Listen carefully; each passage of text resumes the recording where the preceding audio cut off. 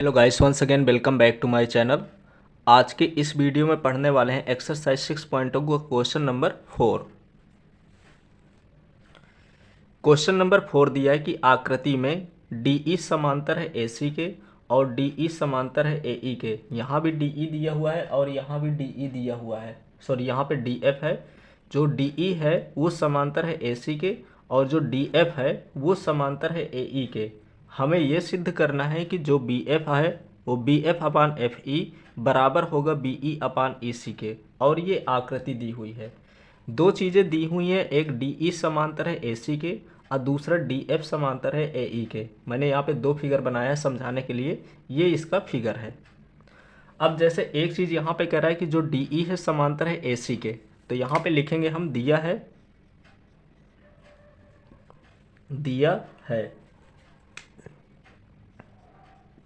दिया है। अब क्या हमको दिया है यहाँ पे, जो DE है वो समांतर है AC के।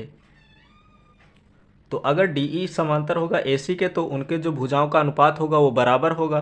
तो इस फिगर में हम देखेंगे पहले DE, तो D से E ये है, यानी कि ये वाली भुजा नहीं, तो इसको थोड़ी देर के लिए हम हटा देते हैं यहाँ से ताकि अच्छे से समझ में आए। और A से C है, ये वाली भुजा भी नहीं है तो इसको भी हटा देंगे। तो ये फिगर कुछ इस प्रकार से बना, यानी कि जो AC है या CA है वो समांतर है DE के।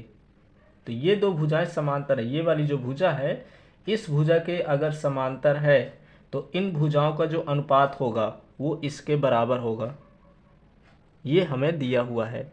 तो सबसे पहले हम देखेंगे इस वाली भुजा में कि BE अनुपाते EC बराबर होगा BD अनुपाते DA के। तो यहाँ पे लिखेंगे BE upon EC equal BD upon DA। तो जिस प्रकार से कह रहा है कि जो DE है वो AC के समांतर है, तो उनकी जो भुजाओं का अनुपात होगा वो बराबर होगा, यानी BE अपान EC बराबर होगा BD अपान DA। अब भुजाएं हम कैसे देखेंगे कि कौन सी भुजाएं लेके हैं। तो जैसे ये वाली भुजा तो समांतर हो गई इसके। अब हमारे पास दो भुजाएं बची हुई हैं, एक ये वाली भुजा और दूसरी ये भुजा। तो इस भुजा में भी तीन बिंदु हैं और इस भुजा में भी तीन बिंदु हैं, तो हमें इन्हीं दोनों भुजाओं को लेना है, इसको नहीं लेना क्योंकि इस पे दो ही बिंदु हैं।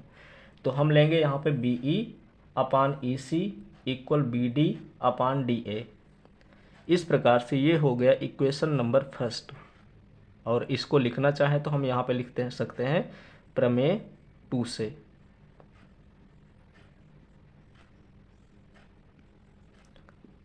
इसी तरह से यहाँ पे दिया हुआ है कि DF जो है समांतर है AE के, DF समांतर है AE के। जो DF है वो AE के समांतर है, ये हमें दिया हुआ है। तो इसको अगर हम हटा देते हैं तो इसी फिगर में देख लेंगे हम कि जो DF है, यानी कि हमें D से F लेना है और A से E लेना है, ये वाली भुजा, इस भुजा को हमें नहीं लेना है और इस भुजा का भी कोई काम नहीं है। तो ये इस प्रकार से ये त्रिभुज बन जाएगा और ये वाली जो भुजा होगी इसके समांतर होगी। तो अनुपात हम किसका किसका लेंगे, एक ये वाली लाइन का यानी ये वाली भुजा का और इस भुजा का अनुपात हम लेंगे। तो इसको भी उसी तरह से लिखेंगे यहाँ पे। इसको हम लिखेंगे यहाँ पे कि BF अपान FE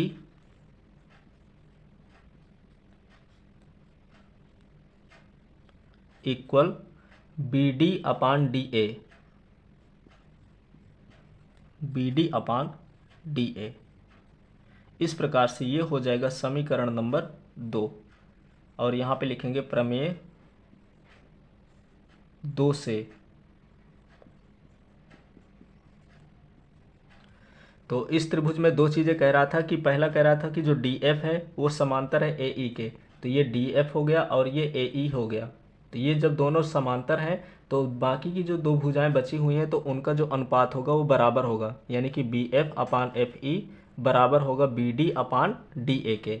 तो हमने यहाँ पे इसको समीकरण 2 मान लिया। अब हमें आगे क्या करना है कि जैसे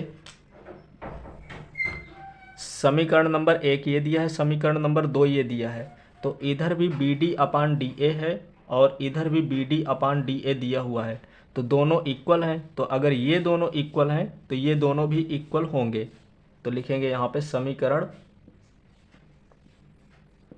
1 व 2 से,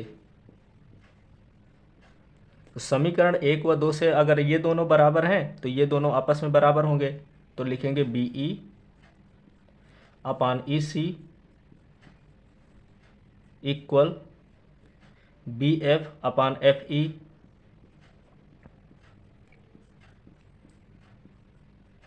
ये हो गया। और यही चीज़ हमको सिद्ध करना कि B F upon F E बराबर होगा बी ई अपान ई सी के, तो B F upon F E बराबर है बी ई अपान ई सी के। यही चीज़ हमें यहाँ पे निकालना था। तो इस पे नीचे लिख देंगे इति सिद्धम, इति सिद्धम।